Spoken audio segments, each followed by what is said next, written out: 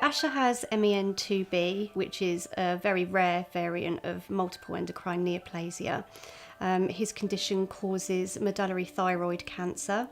It also causes growths throughout the gut. It causes tumours, adrenal tumours later on in life as well. With Asher, it presents in a lot of vomiting and also constipation because his bowels don't work properly. The tumours that you tend to get with MEN2B, particularly the medullary thyroid cancer, is very aggressive. So usually you start to get cancerous growths within the thyroid within the first year of life. Asher also has a second rare condition, a chromosomal condition called cat-eye syndrome. He is very likely to be the only person in the world with both MEN2B and cat-eye syndrome, as they are both so rare. Asher had surgery when he was just 5 months old to have his thyroid removed. When the thyroid was removed, they found that Asher had already had some cancer, medullary thyroid cancer, growing within it. So having this really, really early diagnosis is so important.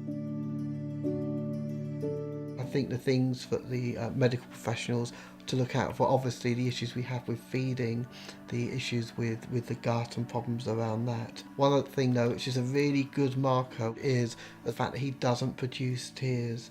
So if a paediatrician notices that you've got a child that doesn't produce tears and is having problems with the digestive system, that is a really good indication that, as rare as it could be MEN2B.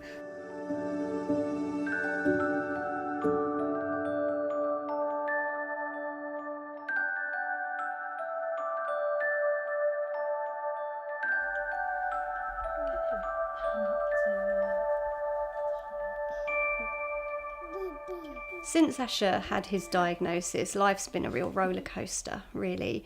Asher is now NG tube fed all the time, which means he has a tube which goes down his nose into his stomach. That will be replaced very soon by a permanent gastrostomy, which is a feeding tube into the stomach. Great Ormond Street's our second home. We live there. We see so many different specialists and consultants, all of whom have been amazingly helpful. But life has been very difficult. Asher's conditions are so all-encompassing that we find ourselves being carers more than parents at times. But, you know, he does all the things that little boys do. You know, he crawls around as best he can, and, you know, he does interact with his two sisters, but it is a very different ball game, particularly because he has cat-eye syndrome as well. No one is sure how the two conditions can interact with one another. So we're all on a big learning journey, including the hospitals as well.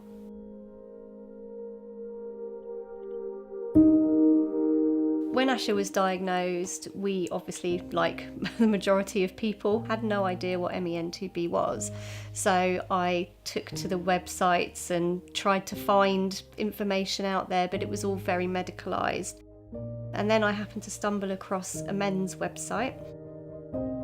That was the first thing that I read, which was able to give me some concrete answers. To have the resource of a MEND there is so valuable on so many levels, and it set me off on my own personal journey, as I've now become a regional volunteer for a MEND for people with MEN syndromes and their families.